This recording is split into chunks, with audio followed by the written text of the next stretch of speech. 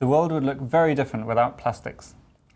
They allow us to make many of the products we use every day, but the way we produce plastics, use them, and deal with them afterwards is starting to cause some real problems. What is the future of this iconic material? What could a new plastics economy look like?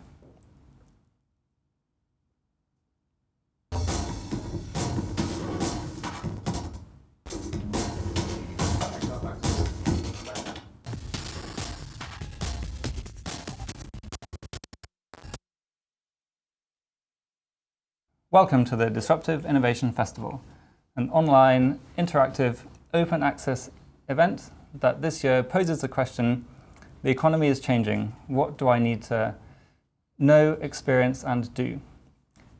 And welcome to this session that looks at plastics and a new plastics economy. We have two guests with us today. One is sitting here on the sofa next to me. This is Dr. Mats Linder, a project manager at the New Plastics Economy Initiative here at the Ellen MacArthur Foundation. And on the line from Madrid, we have Dr. JJ Frejo, who is head of sustainability at Brambles, a company that specializes in reusable plastic packaging and other sorts of packaging.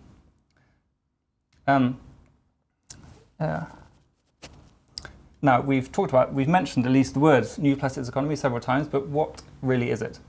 This short video will help to explain.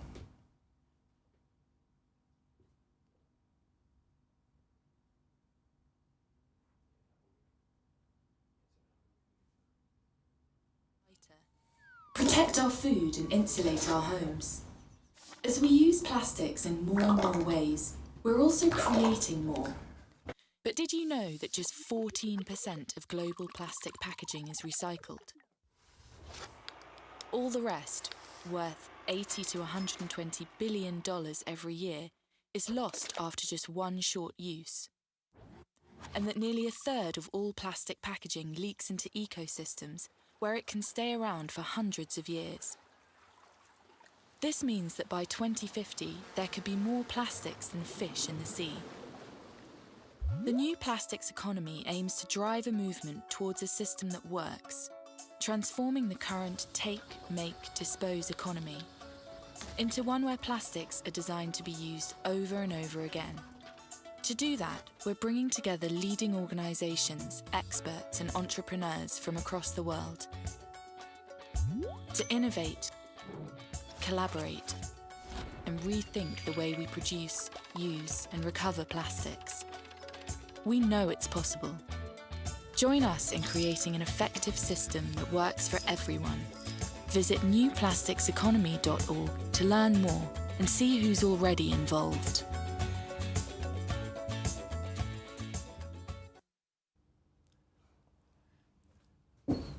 Now, Mats, we saw in that video that there's a bold new vision for a new plastics economy. But can you explain just quickly how this initiative came about in the first place? Absolutely. Indeed, it did start some time ago. The initiative itself was launched in May 2016, so it's still a pretty young project. But the work leading up to the initiative began several years ago, where the Ellen MacArthur Foundation worked with several international organizations to think about particularly problematic material systems.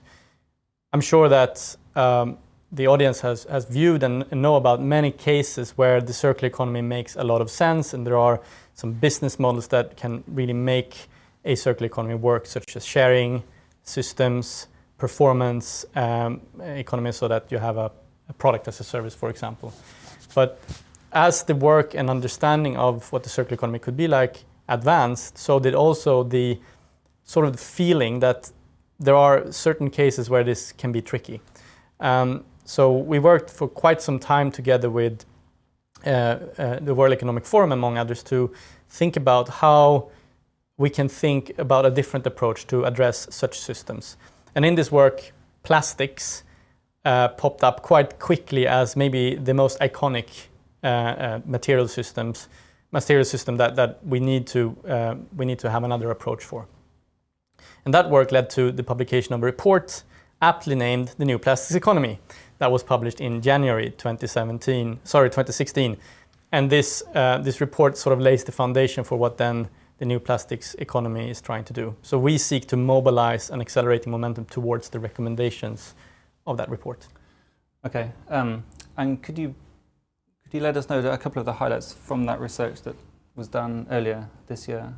Absolutely. So I'd like to show a couple of slides so that summarizes the most fundamental findings in this report. The first one really describes, and this is the first time this has been done to our knowledge, what the global plastic material flows look like. And we all know that plastics, we have the material all around us in packaging in particular, and it adds a tremendous amount of value to society, to us as consumers, to businesses, and to value chains. And it also saves a lot of both materials, for example, protects food from being wasted. It saves energy by lightweighting and so on, as we saw in the video. But it is a largely linear material flow. So we heard that only about 14% of plastic packaging get collected for recycling. 40% or so is landfilled by design. And up to a third, 32%, is leaked directly into the environment. And this is a bit of a design flaw, we think. And what we seek to move towards with the help of New Plastic Economy initiative is a new plastics economy, which by design, I'm trying to just change slides here. A new plastics economy, which by design creates a closed loop for plastics. There are essentially three key ambitions of this vision. The first and most important one is to create an effective after-use plastics economy. What this means is there needs to be a value in plastics even after they have been used in their first packaging applications. A large reason why we have such a linear flow today is that you don't really get any money for collecting and recycling plastics. So in this rethink of the plastic economy, it's absolutely essential to make this economy work. The second ambition is to drastically reduce the leakage of plastics into natural systems and other associated negative externalities. We today do not really account for what the leakage of plastics into, say, the ocean really costs. We do know that this is a growing problem, but because it's not accounted for, it's also not taken into account in the economic calculations of plastics. And the third ambition is to gradually decouple the virgin plastics that we still might need to produce from fossil feedstock as a general decoupling from finite resources. But at the heart is really the ability to close the material loops through, first and foremost, recycling. But as you can see, reuse plays a really important role here as well. Reuse of plastics or packaging in general is, of course, something that most people are familiar with. Back in the days, milk used to be delivered in reusable glass bottles, for example. We seldom see that today. Several countries have also implemented reusable beverage containers, both glass one and plastics one. So it is a known business model, but it has become quite uncommon, I would say, in the packaging industry for several reasons. Okay, and so this gives us a picture of where we would like to be. This chart that looks, I think, a bit like a tuba. I think that's been said before. And the previous chart, which is where we are, which looks a bit more like a trumpet. So how do we get from this picture here to a new plastics economy? What sort of steps do we need to take along the way? That's a really good question, and part of the job we have in the initiative is to find out which steps are the critical ones.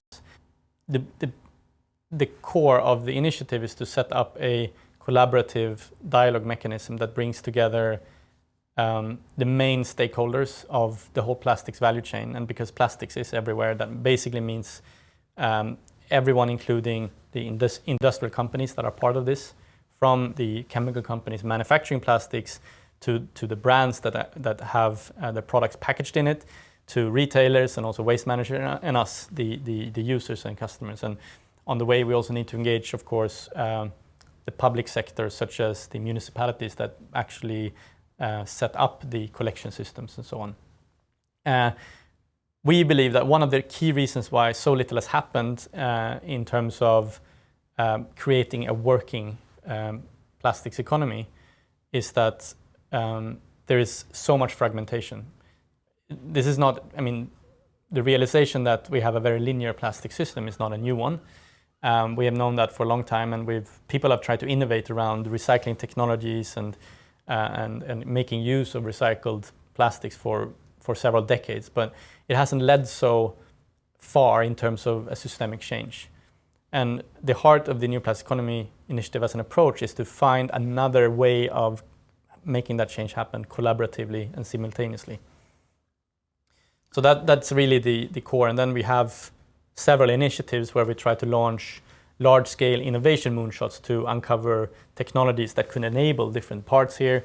We seek to work on what we call a global plastics protocol, creating some design and technology standards to reduce some of the fragmentation and actually increase the harmonization across geographies and across businesses. We think that also furthering the evidence base, the knowledge about the type of impact plastic has in, for example, the environment or to human health, might be important to highlight the actual cost, the hidden costs of not doing anything. So yeah, that's some of the activities that we seek to do. Okay, I mean, it sounds like a tough nut to crack. If it's been recognised for a long time that this is the case, it's a linear material flow, and the industry is fragmented and need to collaborate across the value chain. Are you optimistic that this can be done? It sounds a difficult challenge. Well, we have a 3-year timeline to make something happen, and obviously we don't expect to see statistically get the ball rolling. First of all, we need to be humble, of course, in realizing how difficult this task is. But at the same time, as we said, since no other initiative has really kind of gotten far in making something happen, so we believe that we need to do something, and we truly believe that this approach could really work in creating a self-sustaining and accelerating momentum. It remains to be shown whether we will make it work, but I wouldn't be working with it if I wasn't optimistic that it could happen. Great, thank you, Mats. Now we saw in the middle of this New Plastics Economy diagram the circle of reuse, and on the line also, as I mentioned, we have JJ Fredejo from Brambles, and they specialize in reusable pallets and containers and crates, most of them plastic, some of them not. JJ, could you let us know a little bit how your business model works at Brambles, what you do and how you go about it?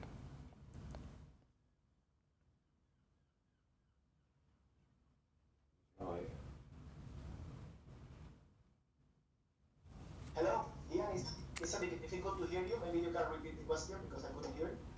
Oh, sorry, yeah, JJ. So I was just asking what Brambles does in the realm of reusable packaging, how you go about your business model. Okay, yeah. And hello everyone.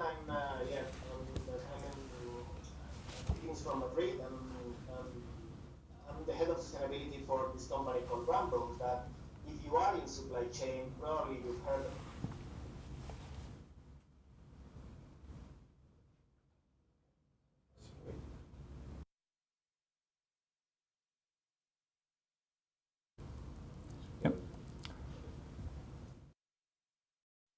We're just getting JJ back online. I think the connection has been broken.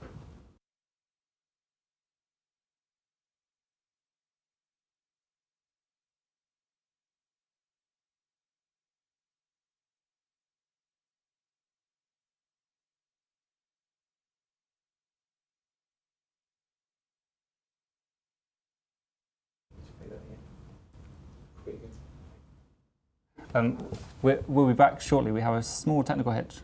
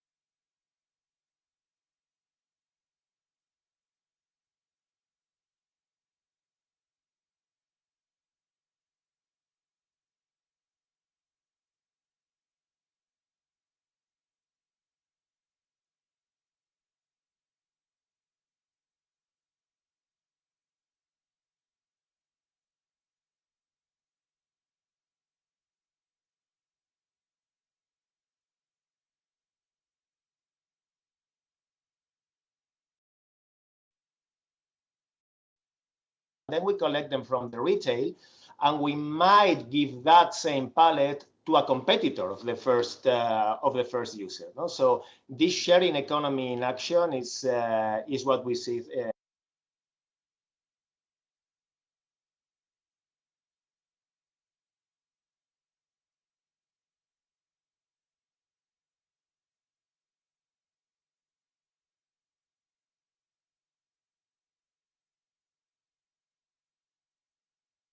On them, pallets, RPCs, and containers.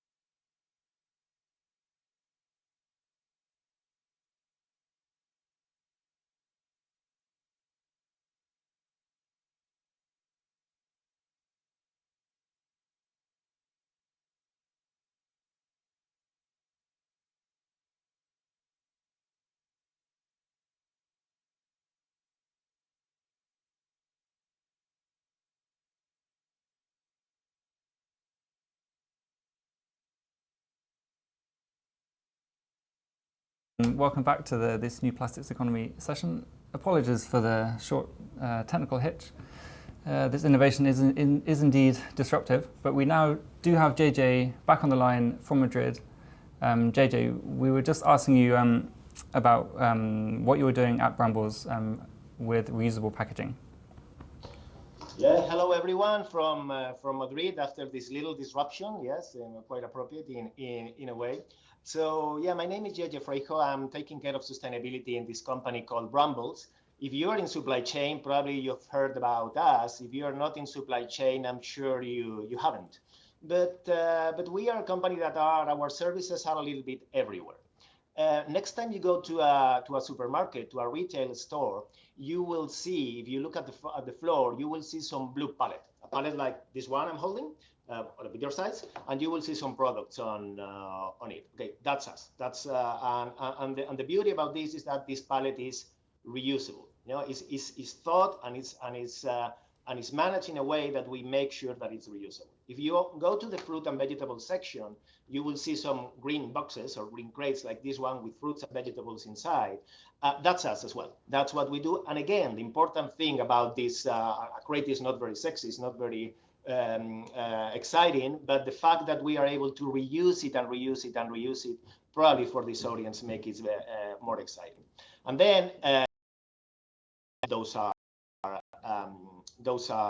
reusable. So imagine that's what we do. We take one of these products, of these pieces of packaging, we give it to a manufacturer. The manufacturer puts their product on it and then sends it to a retail. and then the retail sells the product. We collect the pallet and deliver it to another manufacturer.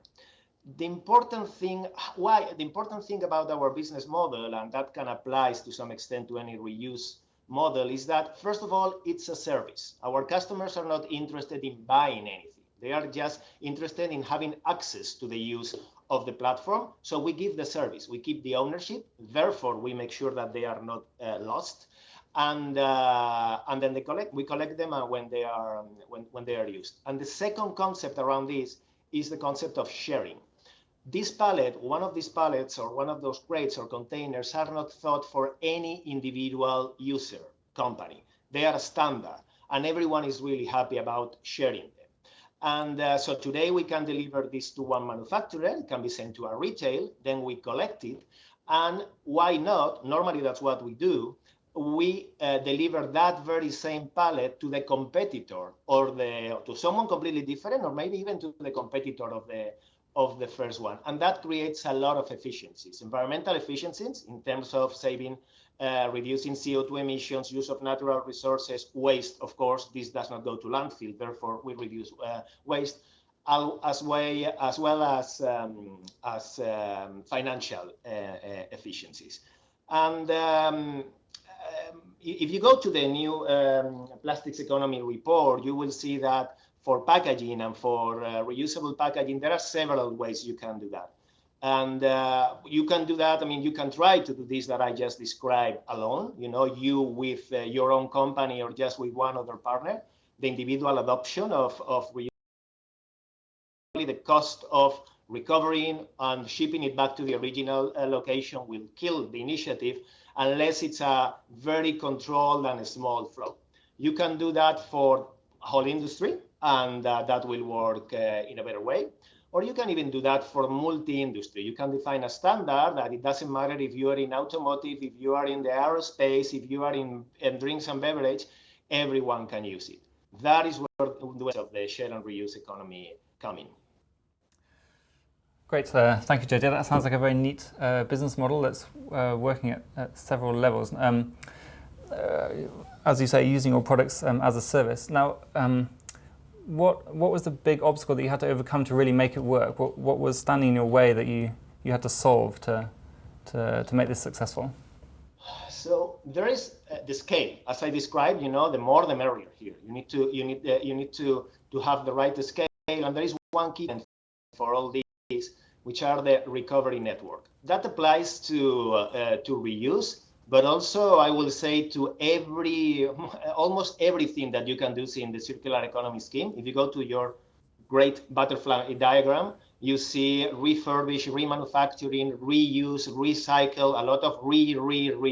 And for all of that, you need to recover the thing, and that's what most people forget. I talk sometimes with entrepreneurs that have these great circular ideas in mind, and then I say, okay, have you thought how you are going to collect that? Yeah, no problem. We will have a transporter, and they will bring it back. Big error, because that is what makes the business case work. Now, in our case, we've been doing this for 50 years, so we know that the recovery, the network, is one of the key factors. By the way, as we speak today, as we are speaking, there are more than 500 million of these that are traveling around the world with goods on them, and we will need to recover the 500 million tomorrow so they can be reused again and then don't go to landfill. So the complexity of the recovery network to make this work is quite important. And you have all kinds of obstacles to make a recovery network work.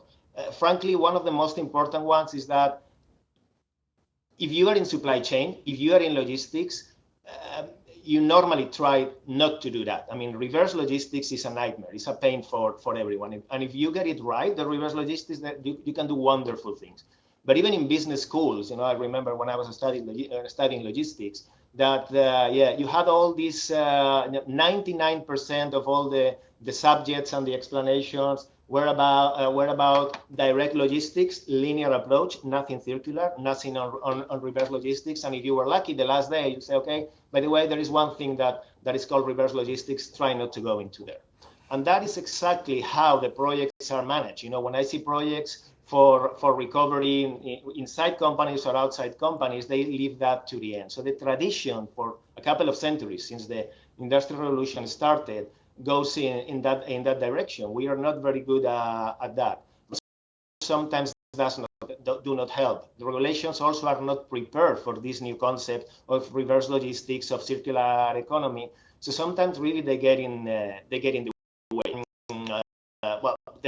But unfortunately, there are things that we know that help, like critical mass. As I said, if you are going to send 1,000 things to 1,000 different points and collect one by one, it will never work. If you have the critical mass, so you can make the transportation efficiency enough, so critical mass and scale, that makes it work. And as a facilitator, as I said before, for that, the creation of standards and the concept of sharing. Okay, so scale is reverse logistics, how to get your pallets back once they've been used, and so that's the critical element in the business model. So you talk about scale for this product. How in the future do you envisage scaling your business model to apply perhaps to other applications or to other markets? What are you thinking about in that arena? Yeah, I mean, we know that this recovery, at least this business model based on recovery and reuse, works very well as long as we have first the collection network, as I said, and secondly, it's a standard. We are able to create a standard, so then we can start with the sharing aspects of that. And that is something quite difficult, actually, to create a standard, because if the industry is going to create a standard, they need to agree among losing competitive advantage.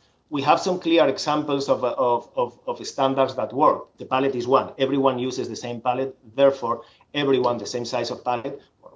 Therefore, everyone can enjoy the benefits of having the standard. If we talk about mobile phones, with this mobile phone, there are some standards here as well that allow then that allow the mobile phones are now everywhere. The standards for data transfer, and we are involved in many consumer manufacturers and retail associations, and there is always this debate about, do we create the standards or not? Do we lose our competitive advantage? Is it good for the consumer or not? And for me, frankly, the pallet is a good example. The data transmission is a good example. I think we should create the standards whenever that is good for the consumer. No, consumers are not interested in having one single size of screen. They want different sizes. They're happy with having just one way to transfer data. The same with the pallet. No, the same with the pallet or any kind of packaging. Are we going to standardize primary packaging, linked to the brand, linked to the experience of shopping? I doubt it. Consumer packaging, I don't see very standardized in the short term, unfortunately. Can we standardize secondary packaging or tertiary packaging? Absolutely, yes. Consumers don't care about that. They just want efficiencies and having less cost in the supply chain.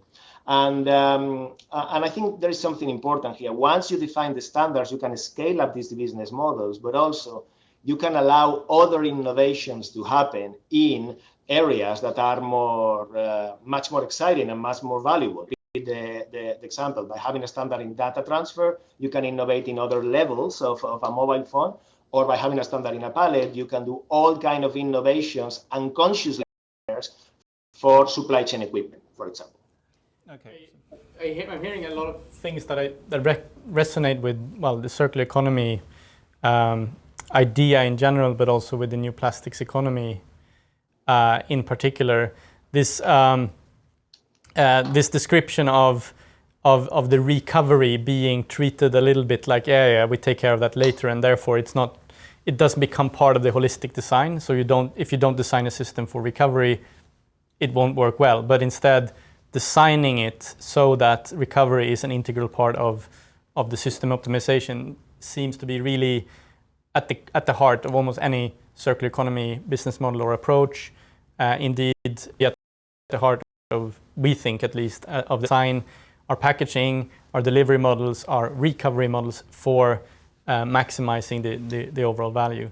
And the second thing just the standardization, something we talk a lot about, but there are so many things in the plastics economy today that are just not standardized because, well, nobody has had sort of the right incentive to do so. Anything from collection systems or recycling technologies or material choices that do not necessarily affect, I think, the direct primary packaging. A lot of the invisibilities, I think the example with the data transmission protocol, we can also think about the IP protocol for internet. That's a really good analog. It's absolutely invisible for the user, for the layman, but it becomes a platform for almost infinite innovation on that standard. Yeah, it sounds like. And now that you mentioned that, you know, the standard protocol for data transmission, there is this idea that several companies in the supply chain are working on, which is the physical internet. No, why, if as it happens with data, you know, in data, the data is packaged in standard packages, and then it goes to the destination in whichever way is more appropriate, in whichever way is more efficient. No, and you know the different data units traveling around, traveling in different directions and getting all together at the end. That is something that that also in supply chain we are trying to do. You know, why don't defining a standard package, and the standard, of course, traceability. Traceability is extremely important because then you can know where your package is. And then we have the network, we have the nodes that in an intelligent way can ship, can deliver, can direction the standard packages in a way that optimizes the whole system. No? So the analogy with data and supply chain and the physical assets, I think is very appropriate. And that's something that the industry is working on now. It's a very interesting discussion, and I think we will pick it up this time. Before that, we will go to Lou, who colleague here at the foundation, to talk about other diff sessions that are coming up, and maybe can also be caught up on those that have already been. We're about halfway through. Over to you, Lou. Thanks, Ian. Great stuff so far. Well, coming up next, 4 o'clock today, in the open mic, does permaculture have the potential to revolutionise the food system? We'll have Perrine, who will be telling us about her farm in France, where they produce both fruit and vegetables with absolutely no fossil fuels whatsoever. After that, next week, really look into this one, regenerative cities. It's estimated with the current urbanisation and population growth, there will be an extra 2.5 billion of us wandering around. How, and more importantly, where are we going to live? We'll be talking to Melanie and Shay. Very interesting and lively debate. If you're like me, from the Antipodes and times topsy-turvy, you're trying to catch up on stuff, we have heaps of catch-up sessions. One I can highly recommend from last Wednesday was, were our animal products necessary in the future of our food? It was a very meaty debate, chewed up vigorously. Vegware have tweeted us. Don't forget, we want to hear from you. Vegware are the only company using completely compostable products. And if you'd like to tweet us, don't forget, it's #ThinkDiff, or our angle is @diff. Don't forget the underscore. Carrying on with the plastic NPEC, doesn't matter. The Munich football team recently were kitted out in kits that were made completely from ocean recycled plastic waste. I've watched that footage in great detail, and I've got to say it was very fetching. Not unlike yourself, Ian, in your immaculately ironed shirt. Back to you. Thanks very much, Lou. On many fronts, thanks very much. Returning to the plastics discussion, I was just reflecting that, JJ, you were talking about standardization being very important, but also often not that easy, because it requires some collaboration between companies or across an industry. But of course, as you were saying, Mats, earlier, collaboration is exactly what the new plastics economy is focusing on.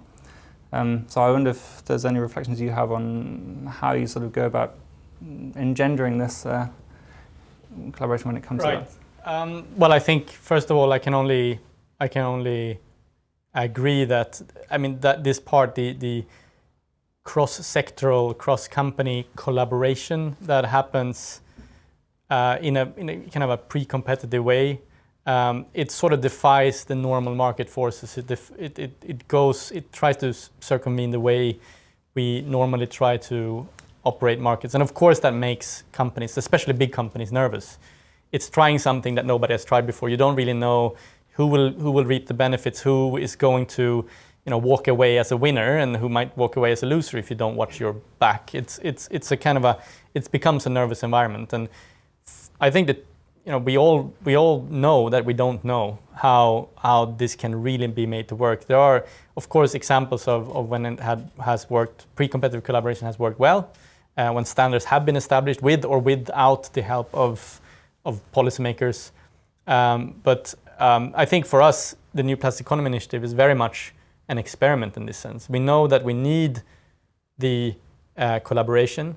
We don't necessarily know exactly how to do it, but this is a learning journey for everybody involved, the team, the core team at the foundation, of course, but also the organizations that have joined us. Very good. We have a question here. JJ, perhaps you can answer it first, about the any technological disruptions or other trends that are heading our way that might serve to help the expansion of reuse models in your industry. I will say a couple. First of all, I think that there is a space here for new business models, for new companies, for new entrepreneurs to enter the game. If we look at our own example, we saw that if any of our users will have tried this alone, probably it wouldn't have worked. It is the need of a third party that can facilitate that can interact with the whole industry, with all of them, that can facilitate that. So that's something that I expect to happen more and more. I'm not talking about packaging now. I'm talking about anything else, everything else. And also the traceability. If you are going to reuse, you need to recover your stuff, in simple words. And if you're going to recover your stuff, you better know where it is. No, as simple as that. So so there are two things here. The track and trace technologies will facilitate that, because then the leakage, the amount of things that you lose when you try to recover them will be smaller. But at the same time, for those of us who are already reusing, who are already in this business, we are developing these track and trace technologies. And there is something really beautiful there for someone like me who's a believer in the circular economy. That is that once you have that, and that is a key facilitator for the circular operations, there are more circular initiatives that you can build on top of that. Let me talk about an example that is so. Because we need to trace our assets where they are, we need to go where they go from and to. You multiply that now by 500 million units that we have moving. So first of all, we have fantastic visibility of the transportation. The pallets going in trucks, and we know where the trucks are going from and to. Once you have that data, and that is again big data, you can optimize the flows. You can optimize the flows and make sure that the 50%, depending to the estimations, 30 to 50% of all the transportation that happens empty in Europe, that happens for nothing, completely waste, well, it's done in a more efficient way. If you have the visibility of all that, you can close the loop and you can operate in a zero transport waste model. And that started because of the traceability of these assets. There are other things that you can do as well. That is that by tracking where the pallet is, you can actually know where the product that is on the pallet is. And therefore, you can reduce, for instance, the amount of food that is wasted, because at every time you know where it is, when is the due date, if it is going to be wasted or not. So the effort is big. The effort to build one of these systems, we know it is not easy. but the price is also big. And I will say that the price is multiple, because as you do that, you will be using undeveloped technologies that will facilitate other circular projects or business model to appear. And I know it's a thorny question, but can this traceability be applied a bit more to the business to consumer market, which I understand is a completely different animal, really, to the business to business area that you're in? But can that help push the reuse into that area of the market as well?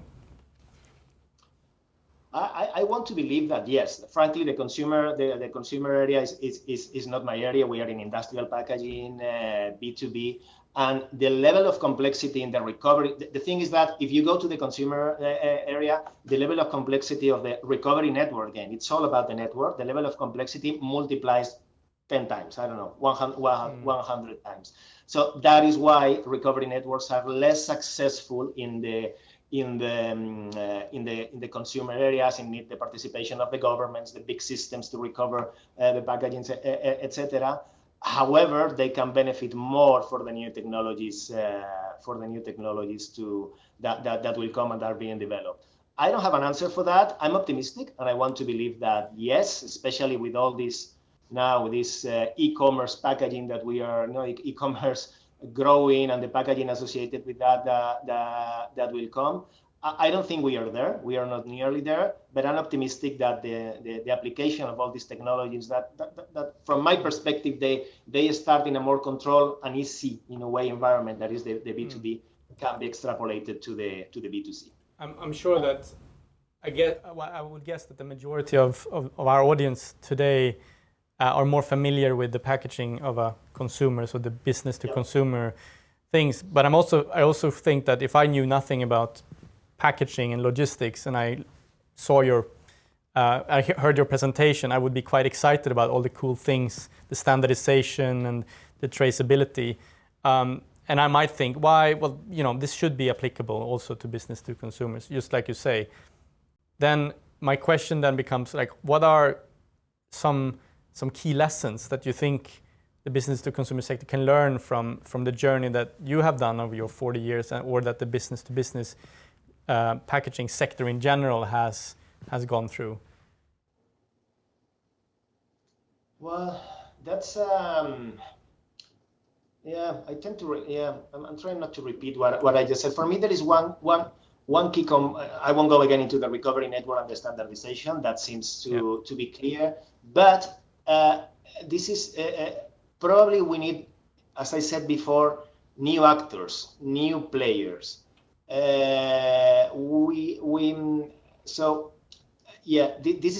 is a problem that the existing players in the market won't be able to solve on their own. Maybe the recycling industry, if they were interested, but also, if you want, recycle is very different. We've been very successful in recycling. We haven't been very successful in reusing the consumer packaging. So again, it's just not the collection network. It's just, as you said, the design for that thing to be reused at the end of their linear life cycle, let's say. So we need that collaboration. We need that agreement. We need that unconscious agreement along the whole supply chain. And I'm expecting to see, as we did with the B2B, some new players or some new companies, some new visionaries to come and solve this problem while they interact with the whole value chain. Again, for me, that is the key. Interact with the whole value chain from the very beginning to the very end. Otherwise, you won't be successful. We have a question here from the audience that maybe, Mats, you'd reflect on. So Alice is saying that pallets are probably fairly easy to deal with because they're single items made of a single material, but how do we recover plastics from more complex items like television sets or computers or whatever else? How do we, some sort of recovery network for that? That's a very good question. Maybe I should just put a mild disclaimer out that the New Plastic Economy Initiative for now looks at primarily plastic packaging. We see this as a bit of a first step towards the new plastic economy. When it comes to the whole electronic sector, it is a is a waste industry in a way that is sort of works, at least in places, because triple E waste carries quite a lot of value compared to the plastics. The materials that you can extract out of triple E waste is actually quite valuable, and there are companies doing that already. It's not at all a perfect system. There's a lot of leakage and value losses, of course, but as part of the process, there is of course the opportunity to collect the plastics as well. I don't know if that more or less answer the question. I think in general, when it comes to recover plastic, again, we come back to the design. If it's designed to be easily recovered, that becomes better. If the plastic is not kind of hard molded together with the electronic materials, if it actually can be detached easily, you save every second of dismantling you save is also a saved amount of money. So that's always an advantage. Very good. Thank you. There's another question from an audience member who asks, JJ, how do you incentivize your customers to give give the pallets back? Is it a carrot or a stick? But I suppose actually it's a product as a service model. But can you explain what the incentive is? Not to lose the pallets. Actually, that requires that we also, our business model is a bit strange because we don't have one customer. We have one customer that we deliver the pallet to, which is the manufacturer, and we collect from another player in the industry that is a retail, and actually, well, it depends on the market, but they can be our customers or not. What requires again is to be close to them, to explain them, the benefits that they are having because that they are using a standard product and which is cheaper than a disposable one, and frankly, we have a whole team of people that is working closely with all the retails to make sure that they understand the importance for us to collect the pallets back, and they normally understand it because they see the efficiencies in the supply chain. Just to give you an idea, if you use a pallet that is not reusable, you will pay per use double the price. Therefore, everyone, once the model works, everyone is quite interested in making the model work by having the pallets back. Does it answer the question? Yep. That sounds very good. But also this is a very good question because it captures very well the complexity of all that. In the service model, it is no longer, hey, I have here my product, I give it to you, give me the money, goodbye forever. It's I have here my product, I give it to you, and maybe then, maybe not, for sure, I better watch what happens with this project in 500,000 points across Europe. That is how big this is, and that requires an effort. But if you have enough scale for that, to have the controls in place so the pallets are not lost, traceability is one way you can do that, through technology in the pallet, but there are many other ways, then it pays back. And as I say, if the incentives are in place, then it's much more likely to work. It's favourable to the customer to return them. Perhaps a last question to both of you. If you think forward, 20 years, 30 years, what could you see the reuse arena looking like? Where could it get to, and are there limits to it? What would be the sort of best case maybe, and where you see the limitations? I'll let JJ start and then maybe fill in. Well, I hope it will grow, and we see that as natural resources, the price of natural resources increase, as the cost of disposing and managing waste increases as well. We are seeing that all the loops in your, again, butterfly diagram, I recommend the audience to go there and have a look at that, are increasing, started from the outer one, the recycling, and going inside. I think this is unstoppable, and this will continue. And again, I think definitely that's something that will apply to plastics, but I don't want to spoil the show today, but as it will apply to any other material. For me, there is what we discussed today about plastic, you can apply also to other materials.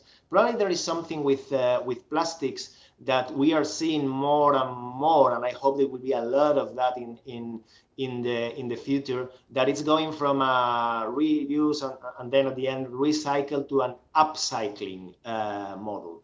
Now we have the technologies, and we are starting to know how to upcycle, how to make out of mixed plastic, out of waste plastic, that all you could do in the past was burn it if you were lucky, and the authorities will allow you could burn it and get some money out of energy.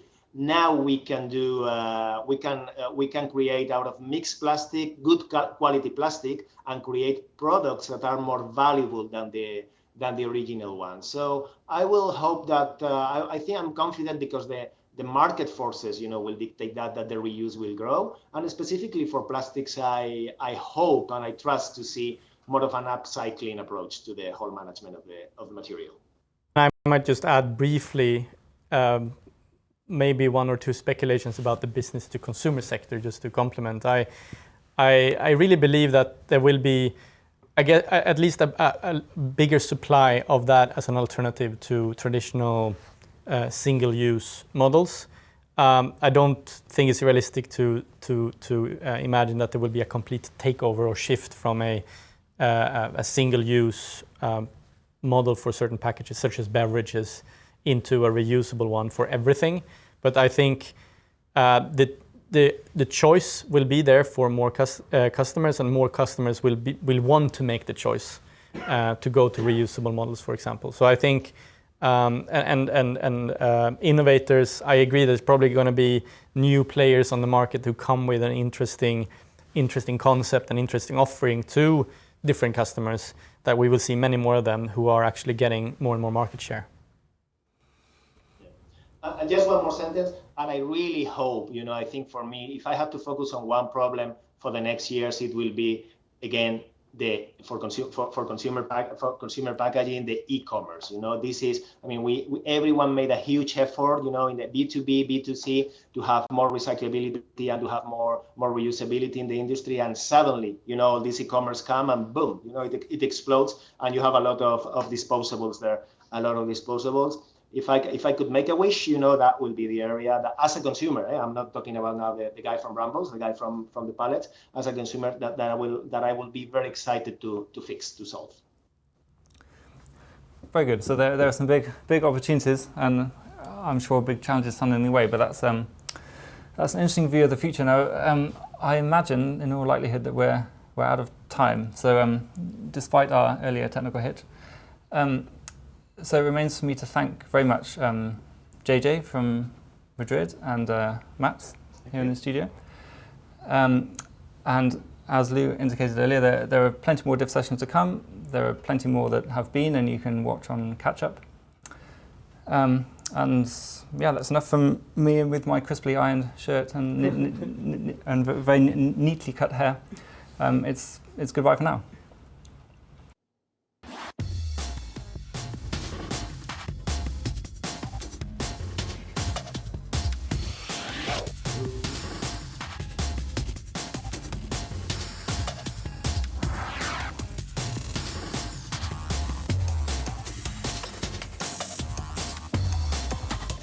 Hello.